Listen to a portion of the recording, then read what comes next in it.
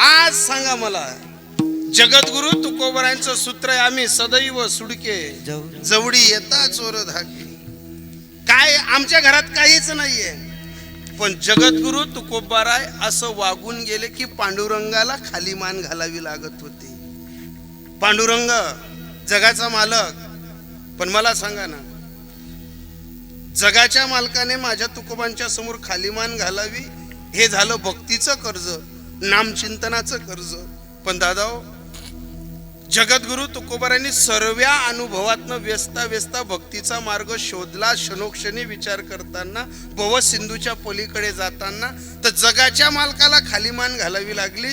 आणि त्या जगाच्या मालकाने चंद्र सूर्य आहे तोपर्यंत तुकोबांचा पूर्णच्या पूर्ण आयुष्याचा काळ जिवंत ठेवून घेतला तर घेतला जिवंत. पण शेवटच्या काळी जगद्गुरु तुकोबारायांना स्वतः पंढरपूरच्या मालकानं गरुड पाठवावं आणि तुकोबांना गरुडावर घेऊन जावं. हा तुकोबांचा इतिहास. आणि 100 लेकरांचा बाप धृतराष्ट्र वैभवावर मिरणारा, गर्विष्ठपणा करणारा जंगलात जडून गेला. काय उरलं? सोन्याची लंका असणारा इंद्रचंद्र महेंद्र हवा घालत होते. अशा रावणाची आज पुण्यतिथी घालायला कोणी नाहीये. 9 ग्रहांच्या मंडळीवर बसणाऱ्या रावणाला कोणी आठवत नाहीये. माशी भली भली चालली गेली. तुम्ही आणि आपणही जाणार आहेत, पण जात असताना तुमच्याही माझे आणि माझ्याही मागे एक काळ नावाची घटिका प्रत्येक क्षणाला प्रत्येक मिनिटाला आहे. पण या नश्वर शरीराच्या निमित्ताने आठवणीचा जागर गोड करताना एकच लक्षात ठेवा, हे आयुष्य संपतं, काळ खातो, पण नाशिवंत देह जाणार सकड, आयुष्य खातो काळ सावधान. आयुष्य रूपी जीवनाला काळ नावाची घटिका लागलेली आहे. म्हणून प्रत्येक साधू संतांच्या मांड्याडीत प्रत्येकानं एकच सांगितलं, मग तुकोबा घ्या, ज्ञानोबा घ्या, यांनी एकच सांगितलं, संसार रूपी पटचरणावरती हुतूही नको आणि मातूही नको. एकच कर. प्रत्येक पावलावरती विचार करताना मन ताब्यात राहत नसेल तर मनाला सांग, नको नको म्हणा, गुंतू माया जाडी. का माया? का मनाला सांगितलं? कारण तुमचं आणि माझं आयुष्य फार छोटं आहे.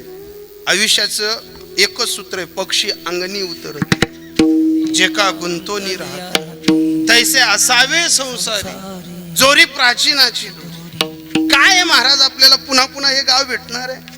अहो काय इथलं, आपण एकच सूत्राने जगतो. इथं वस्ती कर वस्ती आला, प्राप्त काळी उठून नाही ना महाराज. फक्त एकच करा ना, जाता जाता संधी भेटली तर साधू संतांच्या चरणावरती लोढून घ्या. संधी भेटली तर माय बापांशी बोलून घ्या. आज एवढ्या मोठ्या कुटुंबातनं ही माय गेली. सांगा ना, 9 भाऊ, देर जेठ, मुली जावई. ज्या आजीनं आजपासनं नाही आजारी होती ना, किती दिवस खाटेवर होती आजी.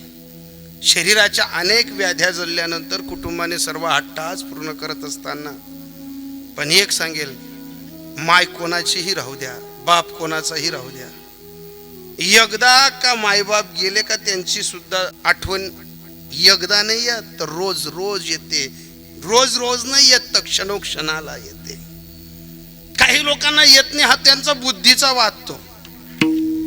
काही लोकांच्या घरी आम्ही जावं, आम्हाला काही लोक सांगतात, महाराज आम्ही दल्लीनी कवय चिठ्ठी देव वाचिली होतं जावं. म्हणजे इथला कटाई घ्या तू. ज्या म्हातारीबद्दल तो असं बोलतो की आम्ही दल्लील देवनी उचलेले हो. अरे हाईज बाईनी एक रात मग तू 3-3 सावाबी सू करी होई तर इनी तुनी जागा बदलवी तर हाई बाई वल्लामा झोपणी होईन, तुले कोल्लामा निजाड होई, तुला अनेक त्रास तिने सैन करा, तू तिने चिठ्ठी वाची राय ना. काही माणसं सांगतात, महाराज आमना दल्लाने असं उपगाडेले ना, असा मग इजॉल पाहिला आमना दल्लाले. आज आपण आपल्या बापाचं चित्तोय, मग उद्या आपला पोरगा आपलं चितणार नाही का? वाहिल्या उद्वेग दुःखाची केवळ आणि भोगणे ते फळ संचिताचे. जीवनाच्या सरकशीत नातं किती महत्वाचं आहे, आपण किती महत्वाचं आहे आपल्याला नाही कळत. त्याच्यासाठी एकच करावं लागतं, संतापायी माथा ठेवी त्या सद्भावे किंवा हरिप्राप्तीशी पाय धरावे संतांचे पाय, किंवा संत चरण रज लागता सहज, किंवा एकच करावं लागतं, सारा सार विचार करा उठाउठी, सारा सार विचार करा उठाउठी, नाम धरा कंठी विठोबाचे. आता सांगा सर्वजण, विठ्ठलाचं नाव सहज येतं का? विठ्ठल सहज भेटेल का? विठ्ठल सहज नाही भेटत. पहिले एक सूत्र बाळगावं लागतं, मज हृदय सतगुरु, जेने तारीला हा संसार गुरु. म्हणून विशेष त्या धुर्विवेकरी आपण पहिले सद्गुरूला शरण जावं. सद्गुरूच्या चरणी तुका म्हणे घालू तयावरी भार, आणि वाहू हा संसार देवा. देवाच्या चरणी संसार टाकण्याच्या पहिले आपला भाव साधूच्या चरणी टाकावा. मग इथं बऱ्याच बाया बैठकीला जात असतील, कोणी श्री स्वामी समर्थाचं करत असतील, अनेक मार्ग आहेत, पण अनेक मार्गांचं एकच विधान आहे, पांडुरंग जगाचा मालक एकच. आणि या पांडुरंगाची भेट घेण्यासाठी कधीतरी पंढरपूरची वारी करा, कधीतरी त्या वाळवंटातला आनंद घ्या. संसार सुटत नाही रे, संसार सोडता येत नाही, पण संसारात एकच करावं लागतं, सर्व्या मायेजाडेवरती पाणी सोडावं लागतं, नाही तर ही संधी पुन्हा पुन्हा नाही भेटायची. मग याच्यासाठी एकच सूत्र आहे, संत समागमी धरावी आवडी. वा वा, वाजा दादांसाठी टाळी वाजा. आधार दादा, आधार महाराज, वाह वाह, गोड वरजडी कर. गल्ली किसकी भी हो लेकिन दादागिरी तुम्हारी है. एवढे सर्वजण येणं म्हणजे काय सोपं आहे का महाराज? हे प्रेम आहे, आणि हे वारकऱ्यांमध्येच भेटतं बरं. इथं काय आपल्याला 7वं वेतन आहे का 8वं वेतन आहे? आणि काही येतात असं डायरेक्ट चेक भरायचा तीन आणि सगळ्याला विड्रॉल करणं आहे? नाही. वारकरी एकच शिकवतो, माणुसकीने जगा आणि माणुसकीने मरा. याच्यासाठी सूत्र आहे, क्षणोक्षणी हाची करावा विचार. आता इथपर्यंत आलो आपण, क्षणोक्षणी केला विचार, दुःखाच्या पलीकडे गेलो, हा देह नाचकाय पुचकाय हे कळालं, पण याची सुवर्ण संधी संत समागमी धरावी आवडी, करावी तातडी परमार्थाची. काही लोकांना जर परमार्थ करायचा असेल ना, तर जास्त लांब जाऊ नका, आपल्या घरातल्या फक्त म्हाताऱ्या लोकांची सेवा करा, जिवंतपणे ते करून घ्या. मी अशा अनेक लोकांकडे पाहिलं की सरपत्रीनं दिन पाहिजे तशा 52 भाज्या करतीन बाया, आणि ज्या बाया सरपित्रीनं दिन सासूले 56 भाज्या करतील, त्या जित्यापणे एक बी सुधी खावाडेत नाही.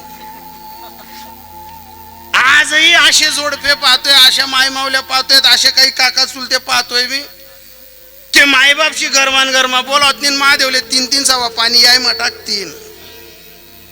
भलेच महादेवाला पाणी टाकू नका, पण घरातल्या जिवंत माणसांची सेवा करा, कारण ती संधी पुन्हा पुन्हा नाही भेटत.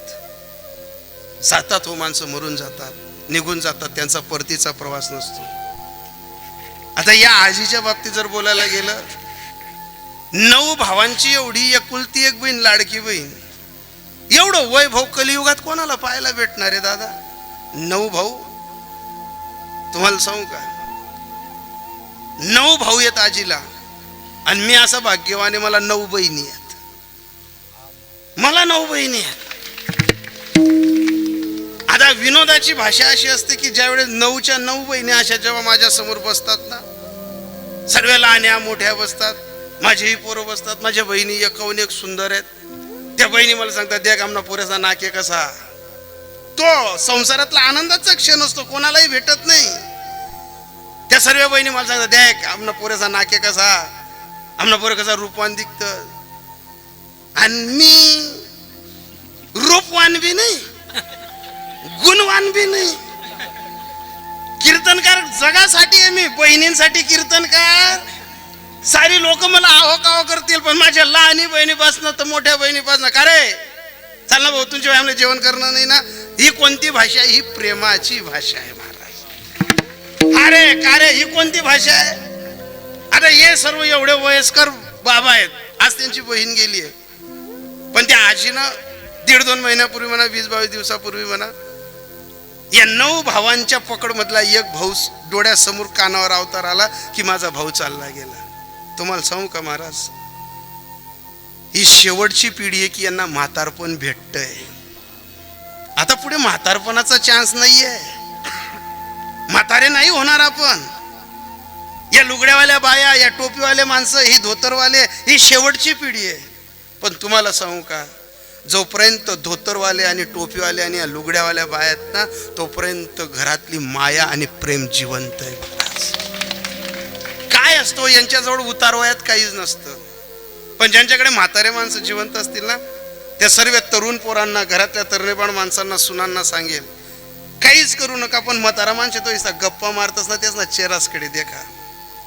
ते मागचा काळ आठवतात. काही म्हाताऱ्या सांगतात, मन पायमा चपल्याने होतात, बा मनपा साडी नेवती, तू एक सवा माल्य वालून ता देख, आपलं घर काहीच होतं नाही, आपण गाठा गुगरी खाय. आज देख देवनी कसं बटन नेमन करते ना. तुम्हाला सांगू का, संसारात जेव्हा सर्व चांगलं होतं ना, तेव्हा ही माणसं चालली जातात, ही माणसं थांबत नाही. आज 9 भाऊ 8 भाऊ आहेत. आज या 3 मुली, जावई आहेत, सुनबाई आहे, मुलगा आहे. या संपूर्ण गोकुळासारख्या कुटुंबात तुम्हाला सांगू का, ही माय ज्या खाटेवर बसत असेल आणि या खाटेवर पोरींशी गप्पा मारल्या असतील ना, या सर्व्या पोरी त्या आईशी आज फक्त खाटीकडे पाहून गुच्छू बसतायत की आमनी मायनी खाट होती. पण सर्व्याताईंना एक सांगेल, तुमची वाट पाहणारी गेली माय आता.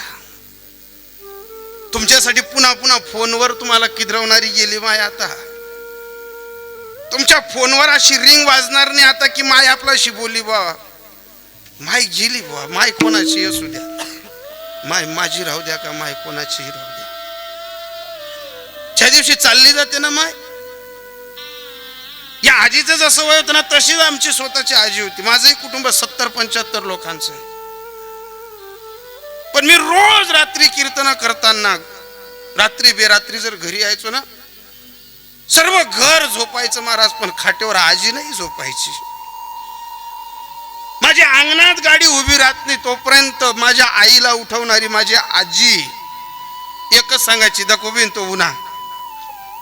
मी घरात फेट्याची पिशवी ठेवायचो ना, आई पाणीचा ग्लास भरून आणत नाही तोपर्यंत आजीच्या तोंडातनं पहिला शब्द राहायचा, तू पोटभर जेवण होता का रे आज, तुला भाजी आवड नव्हती का तुझे.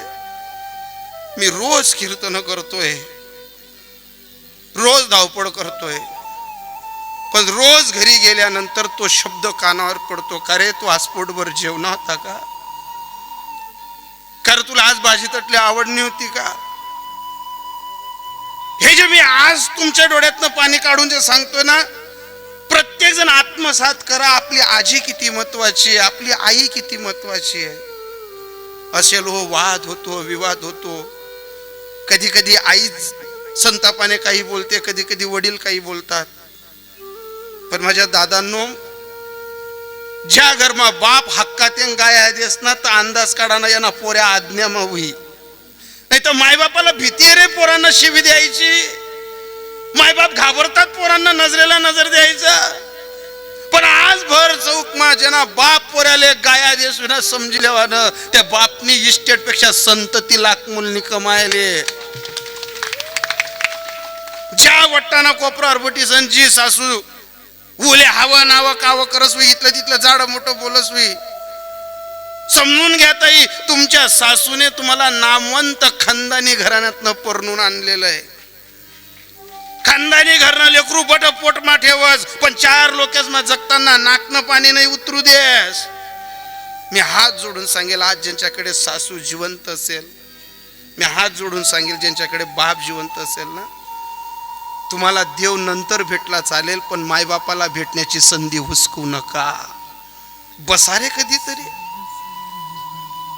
3 महिन्यापूर्वी माझ्या परिसरात 60-65 वर्षाच्या म्हातारीने गिरणाच्या थडीवर, आमच्याकडे असं मोठं धरण आहे, त्या नदीला पाणी आलेलं होतं. त्या पाण्यात जीव दिला महाराज त्या बाईने. 60-65-70च्या आसपास गेलेली म्हातारी जीव दिला. जिचे गिरणा थडीला 22 एकर जमीन आहे, आनंदाचा संसार आहे. जिचा नवरा कोरोनाच्या अगोदर मेला, त्या बाईनं नवऱ्याच्या जीवावर सरपंच पद भोगलं. गावांनी फुलांचा हार टाकला, मिरवणूक केली, मोठ्या अँबॅसिडर गाडीवर त्यांची मिरवणूक काढली. आणि ती बाईचा नवरा कोरोनात मेल्यानंतर दोघं पोरं असं बांधलेल्या घरांमध्ये राहायचे आणि राहता घरमा माय राहे. तुम्ही आईला कोपऱ्यात ठेवा, आईला महालात ठेवा.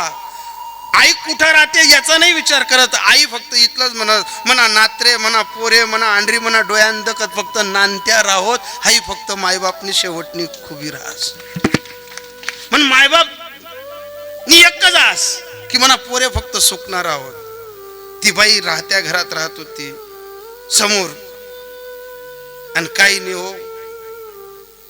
10 वर्षाचं पोरगा नातू असेल असा टायर खेळत खेळत आजीजवळ आला आणि आईला एवढंच बोलला, आजीला, आजी तू जेवण जाय का? म्हाताऱ्या बाईने सांगितलं म्हणे बा मी 10-11 वाजता जेवत नाही, मी 12 पुढे जेवण करत. म्हणे आजी आमना घर कडी करेल, तुला वाटीवर कडी लावू. आता जुन्या लोकांना दही तूप कडी हे आपल्या जुन्या काळात नांदत होतं घरी. ज्याचा 5 बोटे भिजायले त्याच आज तोंड माग आज भेटीन ना. त्या आजीनं एकच सांगितलं, दादा मला वाटीभर कडी लई. नातू टायर आणि काठी आजीजवळ ठेवून गेला. वाटीभर कडी एका कढीच्या डब्यात कढी टाकून आणली आणि त्याची आई कुठेतरी सार सामान करायला गेली होती. आणि सार सामान करायला गेलेली आई अलबत त्याच वेळेवर येऊन गेली. चौकातलं घर आणि असं कडी तो डबा आणि पाहिलं की पोरगा कडी आजीला घेऊन जातोय. त्या बाईनं त्या पोराला आवाज दिला, का रे कतीली चालना ती कडी? म्हणे आजीले म्हणे लागेन बागे ती चादडी तिल काय कडीली चालना. जिने वाजवत आणलं गाजवत आणलं ती लागेन बागे तिसरी जागी होई गे. जिने बरबाव बन किंवा बीत मी रे आणि ती कुठेच लागली नाही. अनेक पोरे अनेक बाया असं म्हणते आमना दल्ला दल्लीने काहीच कमाये नाही. अहो आज फक्त 1 गुंठाभर जागा लिही दे का ज्याने 100 पोरेस ना लग्न लाईसन आज 2-2 4-4 परतन जमिनी समाई ठेलेत ना. आज त्या दल्ला असते देवपेक्षा जास्त पूजी दे का, पूजा करा. नातू कडे घेऊन परत चालला. ती धल्ली म्हातारी बाईनं संपूर्ण चित्रपट पाहिला की आपण आपला कमायल इस्टेटवर चोरू घेऊत, आज वाटीवर कडी पैन घेऊत, आपण सत्ता नाही राहिली आपली. म्हातारीनं दरवाजा लावला, चुलट पुतण्याकडे गेली, एकच सांगितलं, एकुलती एक पोरगी चोपड्या तालुक्यात दिलेली होती. पुतण्याला डिकऱ्याला एकच सांगितलं, फक्त मन दीदीला फोन लाई देस का भाऊ, या मला दीदीशी बोलणं आहे. मायबापाचे सर्व जेव्हा दरवाजे बंद होतात ना तेव्हा हक्काचा दरवाजा त्याची पोरगी असते. आणि माय बापाची कितीही मोठी गंभीर चूक राहू द्या, सर्व चुकांवरती पाणी फिरेल असं एक हक्काचं कोर्ट आहे आणि त्या कोर्टाचं नाव आहे त्याची पोरगी. ज्यांना पोरगी आहे ना, ज्यांना मुली आहे ना, त्यांनी तो आनंद घ्या राजे हो, तो पुन्हा नाही भेटणार. ती म्हातारी बाईने एकच केलं, दादा पण दीदीला फोन लावस का, पण आबील फोन लावस का. म्हातारीने 3 पुतण्यांकडनं 3दा फोन लावले.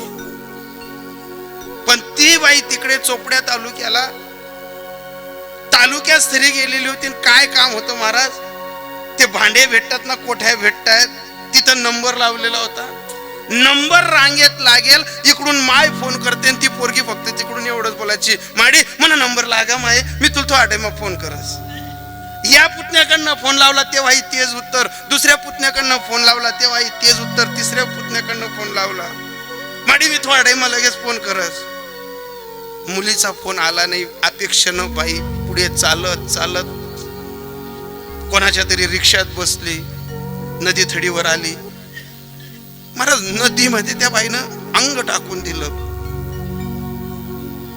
सकाळी 11, 11:30, 12च्या घटनेनंतर रात्री 8, 8:30 वाजता ते प्रेत सापडलं महाराज. सकाळी अंत्यविधी झाली. कोणाला माहिती या बाईने आंड्रींना फोन लावला होता, मुलीला एकुलत्या एक पुरीला फोन लावला होता. सर्वजण सांगत होते दल्ली का मरणी, दल्लीन काय असं करायला पाहिलं होतं. पण मुलगी गावात आली, गाडीतनं उतरली आणि गाडीतनं उतरताना हंबरडा पडला,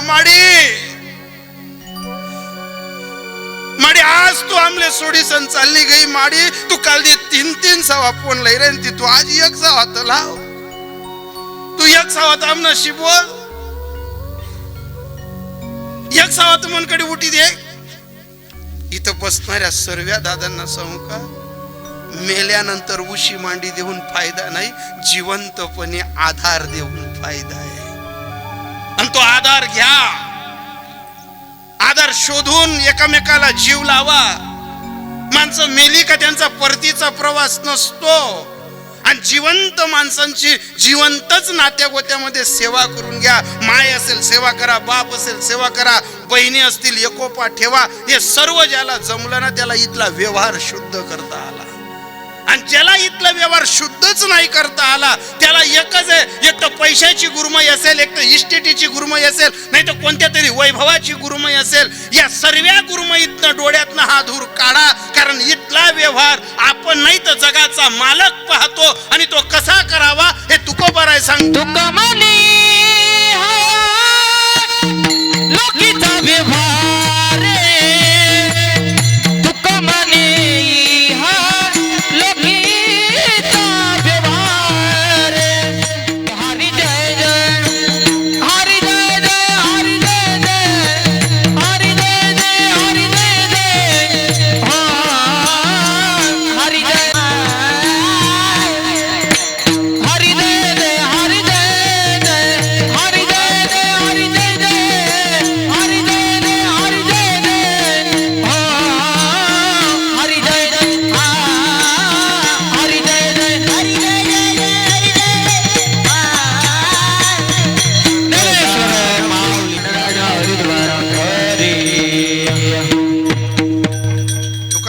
लोकीच्या व्यवहारी नका डोळे दुरे भरून राहू. सर्व मंडळीचे मनापासून आभार.